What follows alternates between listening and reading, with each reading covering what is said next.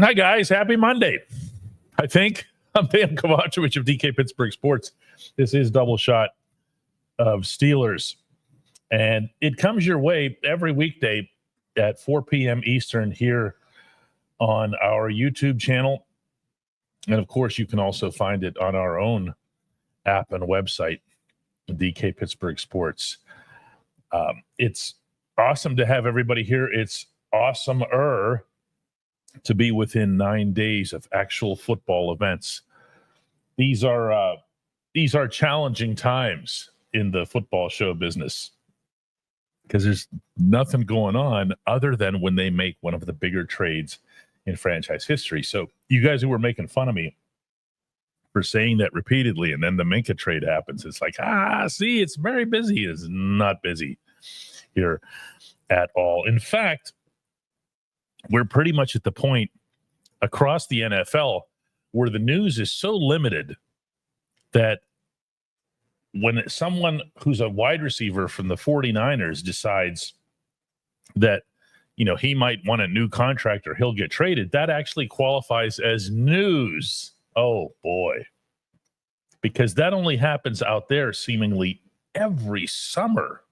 What a wild thing that is. Jennings is the latest, making it known that he wants to be traded if he isn't signed to a new contract. That, of course, in turn, will make Jennings somebody who is considered to be a target or candidate to be the Steelers' WR2.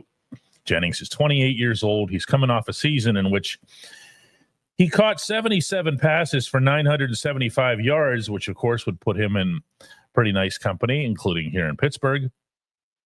With that kind of production, he also had 6 touchdowns. He's not a star. He's not some mega this or that. But he is, you know, he's a real-life player. Just as Gabe Davis is a real-life player. Just as Romeo Doubs is a real-life player. Just as there's only one hole, I believe, and I have every reason to believe, in this specific depth chart. I look at this depth chart as this. You have DK Metcalf over here playing one position.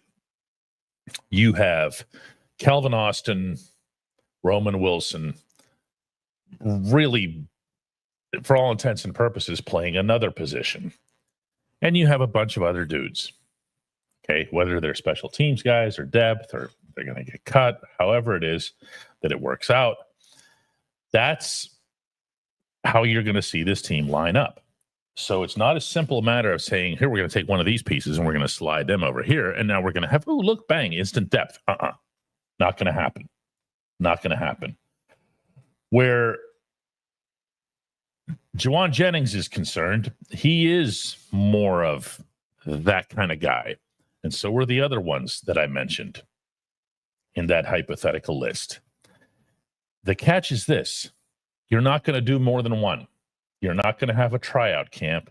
You're not going to be able to convince your agent, hey, yeah, that's the place for me, even when somebody else has already signed there. So what you're looking at here, you're looking at one spot for one player with, by the way, I should add, one set of cap space. So what's the hurry? What's the hurry? Every time one of these names pops up, we're all like, oh, yeah, how about him? How about him? How about him? Oh, let's go get him. Let's go get him. Let's go get him. And what's going to happen, you're going to get to the preseason, whatever, you know, a month from now, and such name is going to pop up, and you're going to go, whoa, hey, hang on a sec. We could have, and you don't need to do that. The problem with this whole equation is that neither you nor I is equipped with the patience of Omar Khan. If you were ever going to test his patience, if you were ever going to wonder what his patience is like, all you need to hear is the story of how the Steelers got Caleb Johnson in the 3rd round without giving anything up. And we will be addressing that because much to my surprise, Chris Halleck is in fact joining us from Atlanta. I didn't think he'd be able to pull this off. He's doing double duty. He's like Big Snack taking on 2 blocks at the same time. Look at that. Let's do this. Let's do this right when we come back with Chris Halleck live from Atlanta. Awesome. At DK Pittsburgh Sports, we take pride in coverage that connects our city's fans to their favorite teams. Now, that connection's stronger than ever. Introducing our all-new state-of-the-art app. Find expert inside reporting and original podcasts. Check live box scores. Track the latest stats. Chat it up with our community of thousands of fans, all in one place. The new app from DK Pittsburgh Sports. Coverage that connects.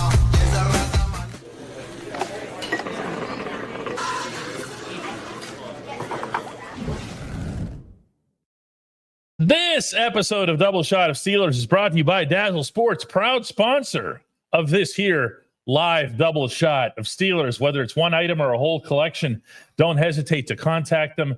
Dazzle Sports buys trading cards and memorabilia, big or small. Join Dazzle Sports Auction on Facebook to buy, sell, or trade memorabilia, plus exclusive deals and giveaways. If you prefer eBay, search for Collectibles Central for you. And discover rare items and weekly drops from Dazzle Sports. Dazzle Sports isn't just a store. It's where sports memories come to life. Memorabilia, custom framing, autographs, cards, collectibles, and much more. Visit to browse and buy your next collectible from the comfort of home. Use the code DOUBLESHOT. One word, DOUBLESHOT at checkout on dazzle-sports.com for a 20% discount on your entire order. Chris is in fact joining us from Atlanta. What's it like down there? Really, really hot. Really, no kidding, really hot and humid. Yeah, breaking all the trends there. For anybody who doesn't know, Chris is down there at Truist Park. He is covering Major League Baseball's entire All-Star week for DK Pittsburgh Sports. It's a thing he's done for us now. He did it last year from Arlington, Texas, and whatever. Is it, I don't even know that I've asked you this. Is it a little bit like refreshing to do a different beat, even if it's just for a couple days? You know, what's the word we're looking for here? It's just, there's something that's different about it. It feels, I've always found that it feels more relaxed. It definitely feels more relaxed, but I'm going to use the baseball term here. It's a nice change up. For okay, for, just because, especially like this time of year, because, in a couple of weeks or less than a couple of weeks, training camp's going to be starting. And so it's a completely different grind. And so doing something like this, it's a nice, it's nice doing something a little different. That sounds about right. Cause I'm picturing the scene in Latrobe in 9 days. And especially, by the way, it's the first practice, maybe the first 2 practices, but then it's also the first one in pads where you feel, I'm speaking for myself, I feel like I'm constantly missing everything. Like I'm missing something. Something happened. Somebody moved to a different spot on the field. They're not there. Everyone else is going to notice it but me, and I got to find it. And it's just a different, it's a different vibe. Whereas All-Star game, all the questions are happy. Paul Skeens, what's it like to be great? Pretty much. I mean, that's kind of what it was today. Was Paul Skeens obviously getting the nod for the second year in a row, first Pirates pitcher in history to do that. I think only the 10th in National League history to do that, and so. It's obviously it's historical, and for him to get that honor, I mean, it's kind of the same thing. Like, hey, you can only talk so much or say it so many times. Hey, Paul Skeens is really, really good at what he does. So it's kind of repetitive, but it's still awesome. I was about halfway through last season when I was done with the adjectives, and that doesn't happen all that often. I mean, we're talking about Sidney Crosby. I gave up on adjectives for Sid like forever ago. And even now that he's at roughly the same level or close to the same level as a player, and he's 38 years old, it's like, come on, man, I'm all out. I got nothing for you, adjectives wise. Mel wants to know, Jawan Jennings, anyone? This is going to be the way this goes, Chris, for a while, isn't it? Oh yeah, yeah, definitely. I saw the report that at least it's a possibility. Kind of the same kind of report that came out when Johnny Smith was first. That kind of stuff gets put out there because agents are trying to get their client a contract. Yeah, we'll see what happens, obviously. But knowing Omar Khan and the way he goes about his business, he's probably already made phone calls about it. It wouldn't surprise me if he had already made a phone call before that report even came out. So yeah, it's a wide receiver that would make you better. So yes, it's absolutely something they should entertain.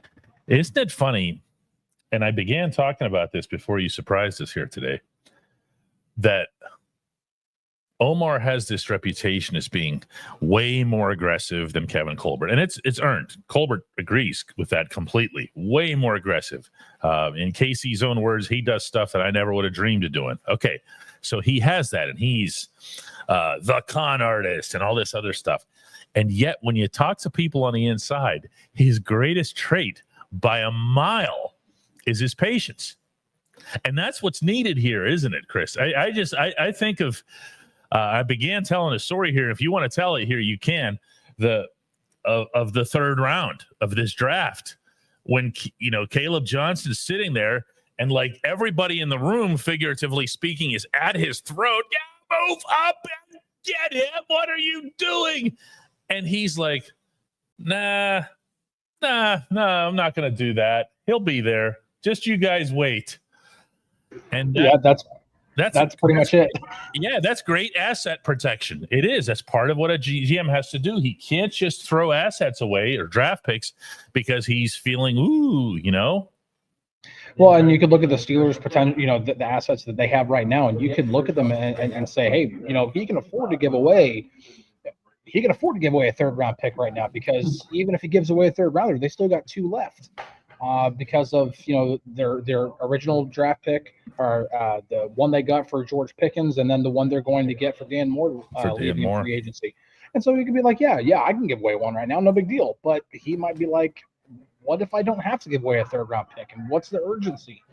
And even if we swing and miss on this one, does this mean that there's absolutely nothing else that you could possibly get out there, whether it be Gabe Davis or Romeo Doubs or Chris Olave or any other guys who are out there? This is what GMs are supposed to do. You shouldn't just jump at the one thing.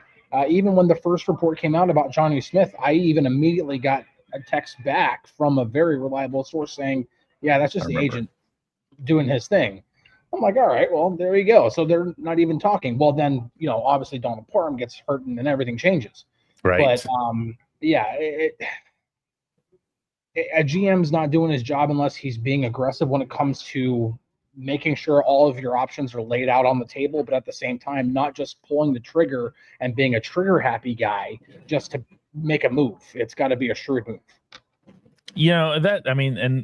There's something to be said for that, because we've also been giving some credit. I don't know that we've gone overboard here with Omar's seeming ability and seeming prioritization of balancing this season and what's clearly a massive effort to try to get something going this season for 1 year, and then making sure that he still has assets moving forward, that he still has an outlook and a plan moving forward, particularly at the quarterback position. He's done that. What about Jawan Jennings? Is he, this isn't, I hope nobody's thinking just because he's a guy from the 49ers, what's the word I'm looking for here? Too early in the day. Disgruntled wide receiver from the 49ers, that he's necessarily of the caliber of his 2 predecessors in that category. But he's a good player. He's a good player. It's not Brandon Ayuk or Deebo Samuel. So let's just get that out of it's just not just get that out of the way. But either way, if this is the guy that they acquired to be WR2, this is a in my opinion, early on, I haven't done a lot of film room stuff on the guy, and the Aaron Rodgers chalk talks are going to be ending this week, and so now I'm going to be more freed up to do this kind of stuff. And who knows, maybe one later this week, I'm just going to take a look at Jawan Jennings, and we'll take a look and see what it looks like. But on the surface, again, you have to think about the wide receiver position like from the perspective of what happens if DK Metcalf gets injured. Do you really want Calvin Austin being your number one? Or even if they were to sign Gabe Davis, do you want Gabe Davis being your number one? I feel a little bit better about Juwan Jennings being that guy than a lot of the other options. And if you can possibly not give away a premium draft pick, if you can only give away a day 3 draft pick and get that caliber of a player, I think that's a move to be had. But we'll obviously see how this plays out. Training camp's beginning next week. I would be surprised if something's done before then, but you never know. This time of year, you never know. See, that's the other thing that comes into this. There's the asset management thing is important here, because if this is not DK Metcalf type of sign and trade. Okay, you're not giving up that kind of pick. You're not giving up $150 million or anything insane like that. Jay Mood says, what would you give up a 7th? I mean, that's where you start. Because the thing is, from the Steelers' perspective, is, listen, we don't have to give up a draft pick to do this. Okay, we have other methods for acquiring the player that we need, and it's healthier for us as an organization if we just use up existing cap space than to do cap space and a draft pick. And, oh, by the way, if you think about it, Jennings is going to want to sign and trade, and he's 28. So, like, now what are you doing? How long you're going to sign him into his Allen Robinson years, into his, Jericho Cotchery years? What are you doing there? So you have to think of a lot of variables other than, hey, I just put on some highlights and he looks like he's impressive. Out of these guys so far, the guy that you favor, Chris, unless I'm mistaken here, is Gabe Davis, provided his health. Is it not? None of, like, maybe favor, but I would say favor because of the fit, but also because of what you would have to give up, and that's just a very, very cheap NFL contract. You wouldn't have to give up much. He's not going to demand a huge salary because he just got cut from the Jaguars, and that was a pretty big. He got some guaranteed money there, so they're not going to have to give him some sort of huge deal. Plus, again, he's a guy who can help to take the top off the defense. Mm-hmm. He can contribute as a blocker in the run game. If you can just hope that DK Metcalf stays healthy, he's kind of the WR2 that you would want in an offense that's also going to feature Johnny Smith and Pat Freiermuth at tight end, because you're going to have some pass catchers. Those guys are going to get their fair share of targets. So Gabe Davis, to me, it's not swinging for the fences. You're not making some big splashy move. Sure, there are better players that could possibly be available, like Romeo Doubs or Christian Kirk, or anybody from the Texans, John Mechie possibly, if they make him available. But at this point, I don't think you should just necessarily pick and choose 0 on one guy. If you have multiple options and you can realistically make a deal or sign a player, it's just got to be somebody. It's got to be somebody. You have to make the room better.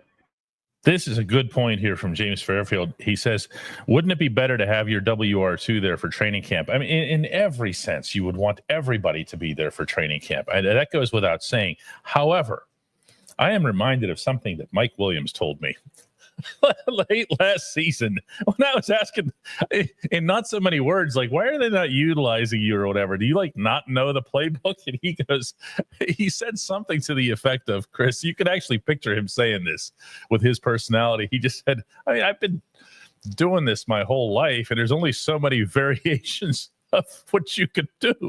Just go out for a pass. It's in the playground. You're the quarterback at the playground, and you just draw a straight line and you say, go deep. There's not much more to it. That's how he won the game in Landover. What was that route? It was, see that corner over there? Run to it. When I throw this oblong spheroid, make your best attempt to catch it. Part C, win the game. And he did.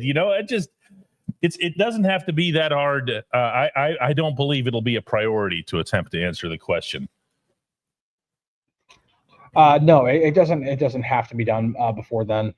Sure, like you said, you'd love to have everybody there.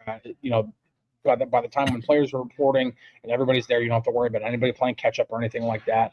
But usually when you acquire a veteran, if it is a guy like Gabe Davis or Juwan Jennings or anybody like that, like you said, these guys have been around for a long time, and it's still acquiring them in the team development phase. It's not like once the train gets moving. We talk, Mike Tomlin talks so much about the moving train. Well, the moving train doesn't really pull out of the station until week 1. So you still have some time to make additions. I mean, shoot, man. Like I feel like every single year there's some sort of addition.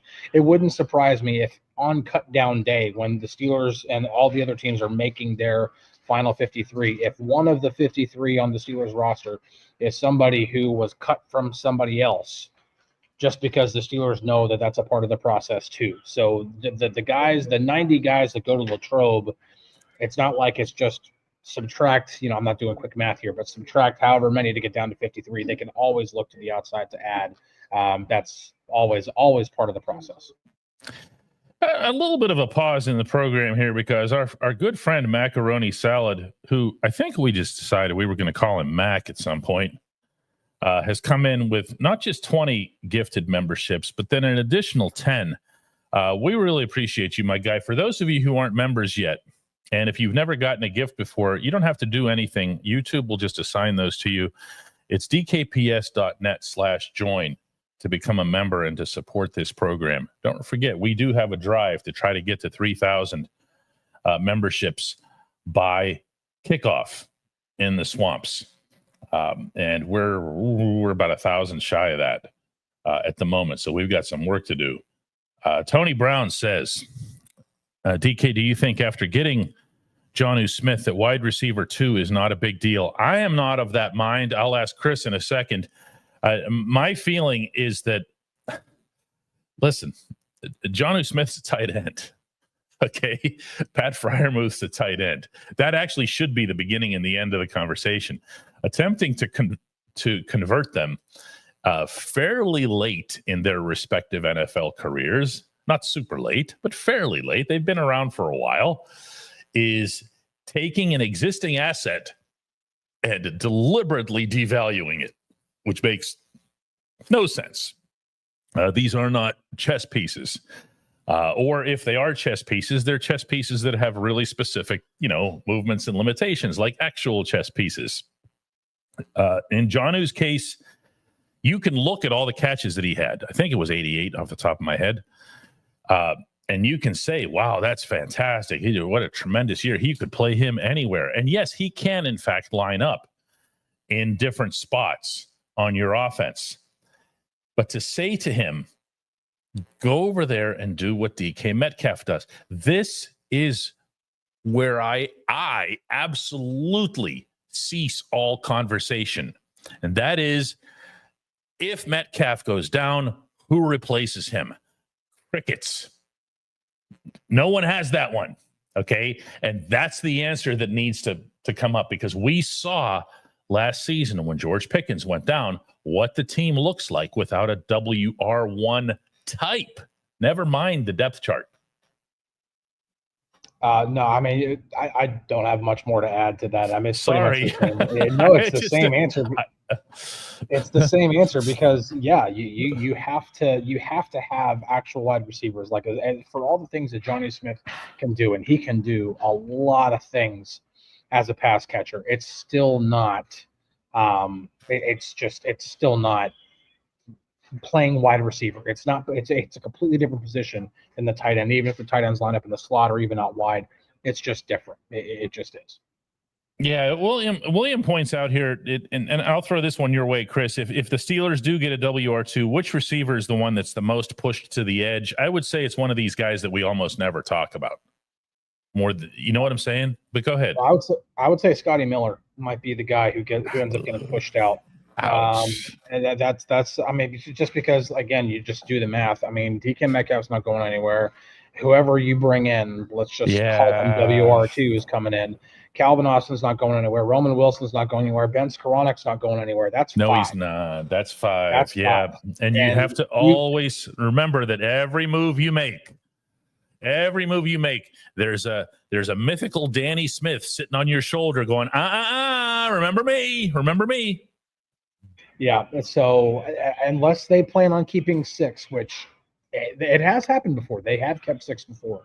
But if they keep 6, are they now not going to keep 4 tight ends? I have a hard time believing that.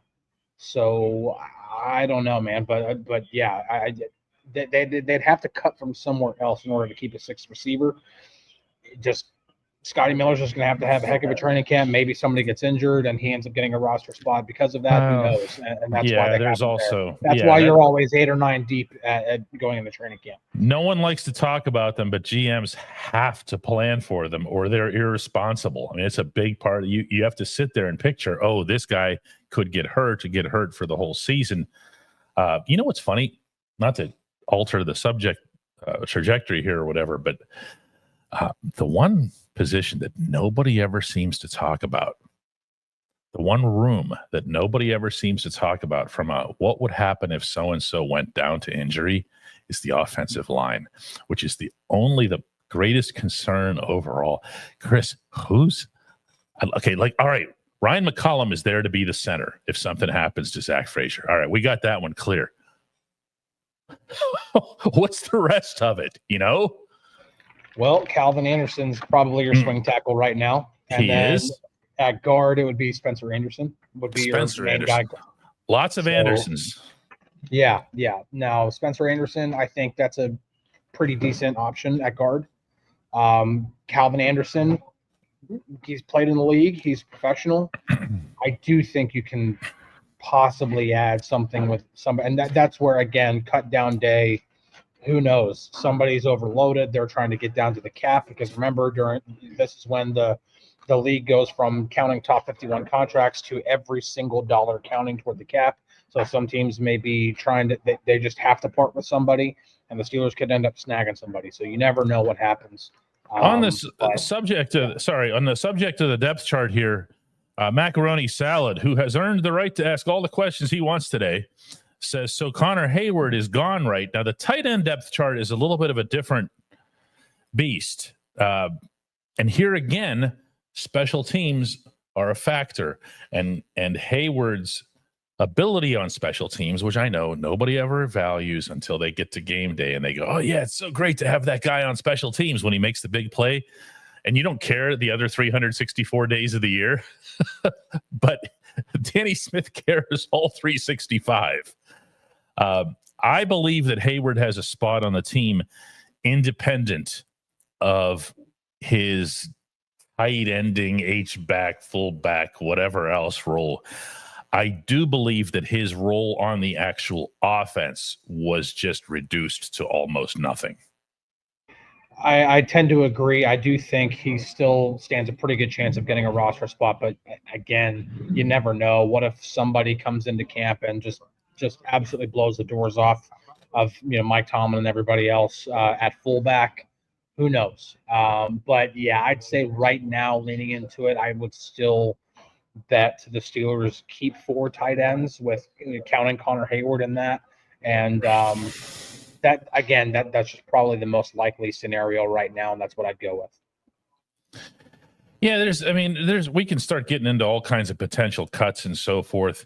We're a little early in that regard. Preston Powell wants to know why Cordero Patterson's still there, because he can be. There aren't roster limits. You never know who's going to go down and get hurt. You might need a running back just for a couple weeks. You might need somebody that let's say, just to throw out a name here, let's say Kenny Gainwell goes down. And you're like, oh man, we don't. Well, this guy's already on your roster. He's already on your cap hit. He can do other things. You keep him around, and then make a change whenever. Mike says there are always 15 to 20 wide receivers cut that get picked up and placed on teams' rosters every year. Yeah, if you include practice squads, I would say that's accurate. There are a lot more names that are coming. Okay, and there's going to be at least 2 or 3 that make you go, and here again with Juwan Jennings, this is not somebody that was even on the most remote radar as of 48 hours ago. These are the kinds of examples that I'm bringing up. Denny the Cynic says that Patterson's here just to participate and eat up the carries in the last preseason game. How cynical.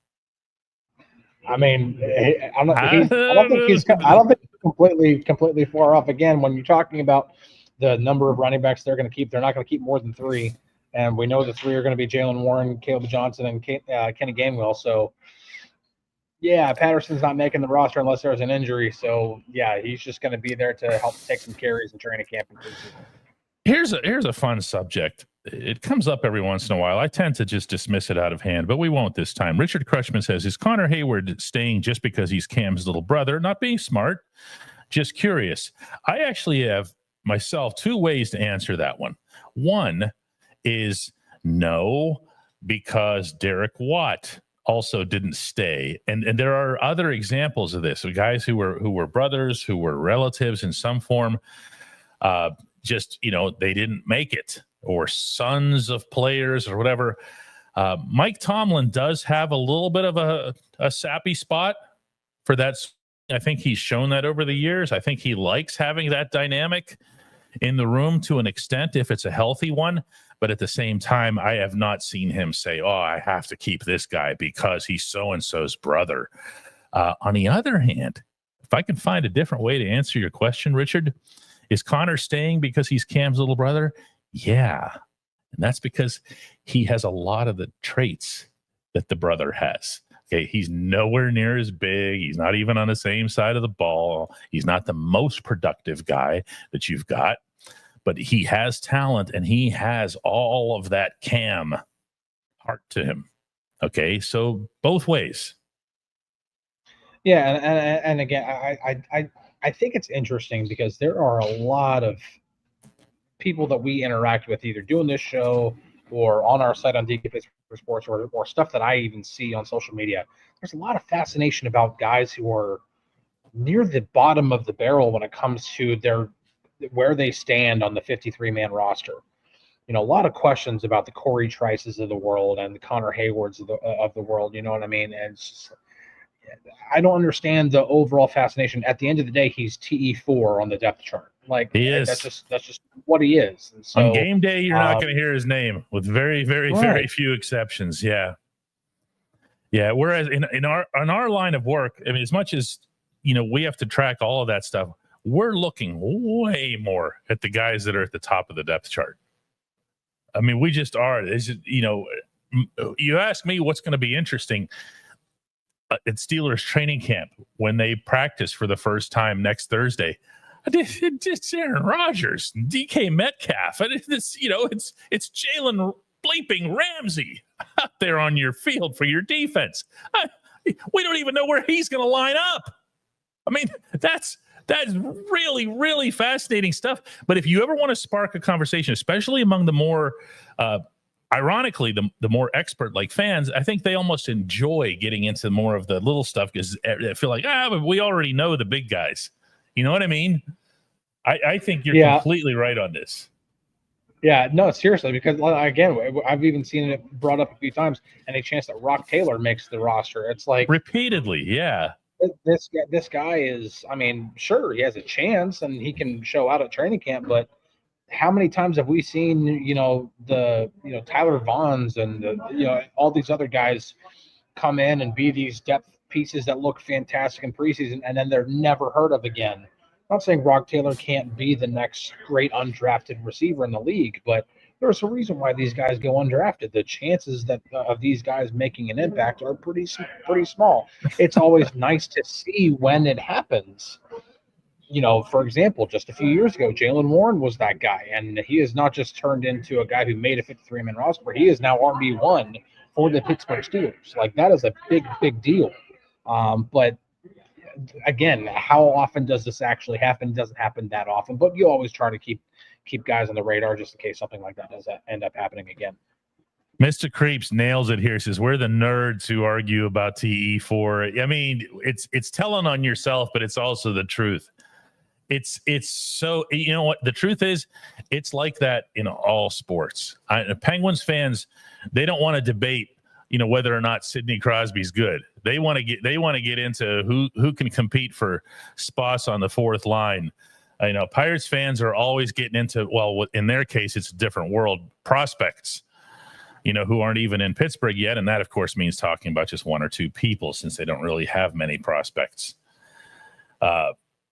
David Harrison says, do the Browns do background checks or psychological evaluations before they bring players in? They, of course, had a running back blow up in their faces this week over character issues. I don't know the specifics of that. I don't remember the dude's name. Don't really care. Do you? Yeah, it's Quinshon Judkins. He was a running back coming out of Ohio State. He was projected to be a second-round pick, and that's right exactly in their backyard. Way to go. Yeah. And now I will say, conversations that I had with the Steelers during the combine, they really liked both guys coming out of Ohio State, and Quinshon Judkins was one of them. Now, of course, the Steelers had an opportunity to draft him and didn't. They could have taken him in the first round, possibly if they wanted to. They weren't going to, but they still had an opportunity and did not. And who knows what would have happened if he wouldn't have been drafted? Would they possibly have, if it were between Caleb Johnson and Quinshon Judkins? You never know. But at the end of the day, this is why you have to do your homework. And yeah, it ends up being something that's now the Browns actually taking Dylan Sampson also in the draft doesn't look so stupid, because now Judkins' career might be over before it actually gets started, and they still have another rookie running back. Yeah. Danny, we're going to take a couple more questions today here. Danny says, DK and Chris, do you think there's any funny business with the NFL schedule making? I mean, Jets week 1, a strange coincidence. Is there a precedent for this type of thing? Yes, and every league does it. Every league does it. The NHL today announced that its season will open with the Penguins at Madison Square Garden. Do you know why they're there? I'll give you a hint, and it's 2 words: Mike Sullivan. The same reason the Steelers were in Atlanta to take on the Falcons to open up, because of Arthur Smith. They're always looking for these kind of storylines or whatever. That's the way this stuff goes. They believe, I'm not convinced, but they believe that this sort of thing, these stories, these rivalry things sell.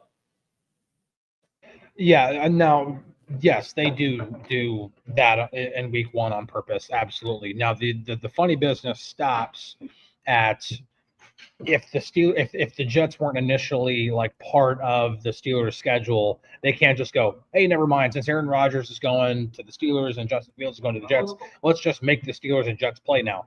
The NFL schedule, I literally have a Google sheet where I can tell you the Steelers, 14 of the Steelers' 17 games for eternity. Like, I can just continue to go through the rotation. And then even for those other 3 games, I can tell you which team they will play, but it's based off of where they finish in the standings. So you cannot just, and the Steelers are playing the entire AFC East, so they were playing the Jets this year no matter what, whether Aaron Rodgers was their quarterback, Mason Rudolph was their quarterback, or Ben Roethlisberger came out of retirement, decided to be their quarterback. Didn't matter. They were playing the Jets in New Jersey no matter what this year. Yeah, and in fairness here to the original question, if he's asking about funny business, it could be that the schedule came out before Rodgers made his announcement and everything. I think in that case, they're just taking a safe bet. That's all. I don't think there's anything more to it. They're looking for Survivor type reality TV storylines. Sports is the ultimate reality TV. I have seen, heard, and read multiple times. And that's what sells now, especially in this era of being able to watch stuff when you want to, not sports. Not sports. Yeah. Well, I mean, also week 2, the Steelers open up at home against the Seahawks, which just happens to be just happens to be. So they were granted they were going to be playing the moment the Steelers and the Seahawks both finished second place in their own divisions, because that's the 5th game between the AFC and the NFC for the Steelers and the Seahawks both. The moment the season ended, the Steelers were going to be hosting the Seahawks in 2025, no matter what. It just so happens that the Steelers and the Seahawks made a trade, and then they were like, "Oh, well, we'll just make that the Steelers' home opener." We have one more question we're taking today, and it is coming from our good friend the Pef, who says, "What seems to be the biggest positional competition in camp to keep our eye on?" I'm going to jump at this, Chris. I'm going to say that a positional competition in camp. Oh, okay. First thing I want to do is punt on this. Okay. And I don't mean that literally. I think Cameron Johnson's going to be your punter. All right. until you know where Jalen Ramsey's lining up, how do you do this? Okay. Because that was going to be it, was slot corner. But if he's the slot corner, then he's the slot corner. If he's at safety, or if they're trying him out, I don't know. I don't know. I would say positional composition would probably be the one that I'm most looking forward to seeing playing out is, and this is not a battle, it's not a duel or anything, but I want to see the two running backs going back and forth, and see what they can bring. They are on the same team. No, that's a good one. Jalen Warren, Caleb Johnson, for sure.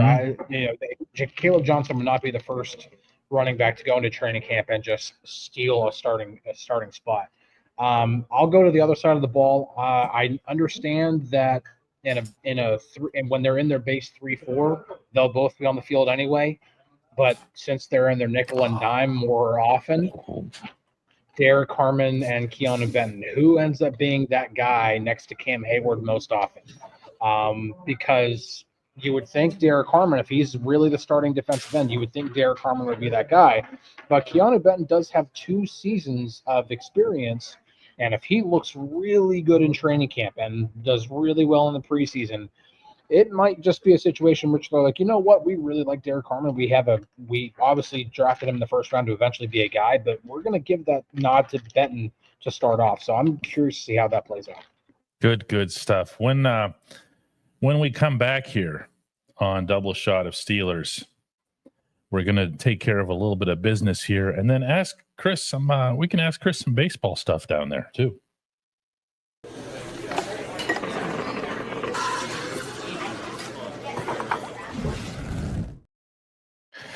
We're at 1998 memberships, so we're getting back into the territory of getting back over 2,000.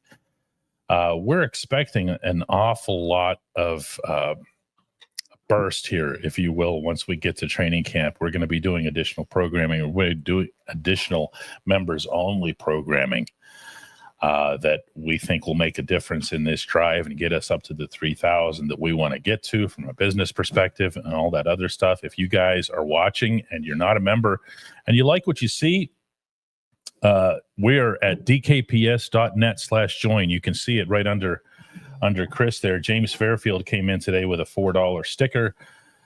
Fee Licks became a member. Bert Fritz just popped in here with 20 gifts. I appreciate you, Bert. I didn't even see that. He kind of slid in like a Trey Turner slide for another baseball parallel for everybody here. Macaroni Salad came in with a 10, and he's like, nah, I can do better than that. He drops an additional 20. James Fosenbaker comes in with a couple of bucks here. Kerry Russell's always good for a gift. Chris, what's the status on O'Neal Cruz going into the home run derby tonight? I have not heard anything else outside of. I thought he might have been available because the players all did their player availabilities, and he was not one of the guys that did an availability. I don't think all of the home run derby participants did. But I even checked with the Pirates, and they were like, "Yeah, no, don't know what's going on yet." So that was no for me. That he wasn't going to be part of that. So we'll have yet. But I mean, batting practice is actually starting in about 25 minutes for the National League, and then the home run derby participants are also going to be part of that as well. So I'll get a chance to look at them down there, and obviously I'll have all updates in the Pirates feed. All-star access from a reporter's standpoint is wonderful. As Chris can beam for you right about now, he's about to go down to field level. And yeah, that's how you do batting practice. You're like right behind the cage. Like, yeah, I'm just going to watch all of the best hitters in the world slug away at coaches throwing from behind an L screen. It's good stuff. Chris, what is the general view there about Paul Skeens? Has he elevated himself in that world among the best players? Is just, yeah, he is absolutely this. Maybe he's even, I don't want to say it's the best among us, not when, Tarek's doing what he's doing in Detroit. But that he is truly special, that he is truly a star befitting this kind of treatment. Yeah. Yes, the answer is yes. Like he has absolutely captivated the baseball world here. When they were doing the press conference today, which you had Dave Roberts and Paul Skeens on one side, Pat McAfee who was hosting the thing, and then you had Aaron Boone and Tarek Skubal on the other side. Skubal's, I mean, he won the Cy Young last year. He's having a phenomenal year again this year. 10-1 strikeout to walk ratio. Just stupid stuff that he's doing right now. And throughout that entire conversation, that entire press conference, there's just it's almost like they're two equals on each side. And it's crazy to even think about Paul Skeens being in that. But when you look at the things that Paul Skeens is doing, if Paul Skeens were on a Detroit Tigers level team right now, I think the hype for Paul Skeens would be even bigger. Oh, yeah. And that includes in Pittsburgh. I mean, his starts, being real here, aren't that big a deal anymore. Okay. He doesn't sell the place out. He doesn't come close to it because everybody's so angry about the team and disillusioned.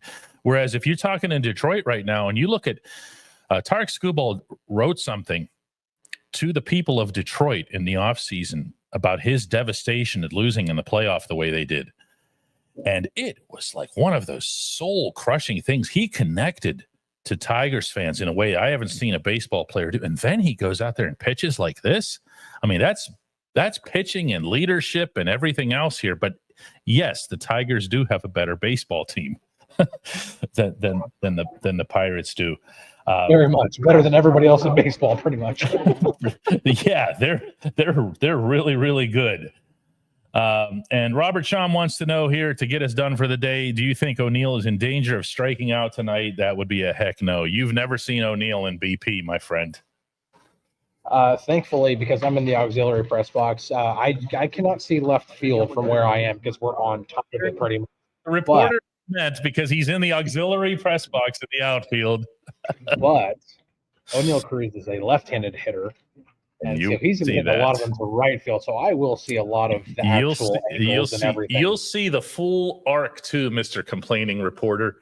It'll look like a rainbow like this. Or when he really gets a hold of them, it'll just be a straight line. I'm looking at all. I spent like the first day that I got here, which was Saturday for Futures game. I sat here for probably about 10 minutes thinking about all the places that O'Neill Cruz could possibly hit a ball to. And the one that I want to see more than anything, it's in right center. There's a gigantic cow for Chick-fil-A holding a chicken sign. Yes. And I'm really wondering that if he gets a hold of one, can he hit that cow? And does it moo when it gets struck by an O'Neill Cruz home run? It should at least make some kind of sound. Oh, here goes Chewbacca sounds again. Oh, man. All right. I'll let you go back to your batting practice and everything else here. Have fun down there. Guys, appreciate you. And we will have another one of these programs tomorrow. DKPS.net/join is the place to find us. Bye-bye.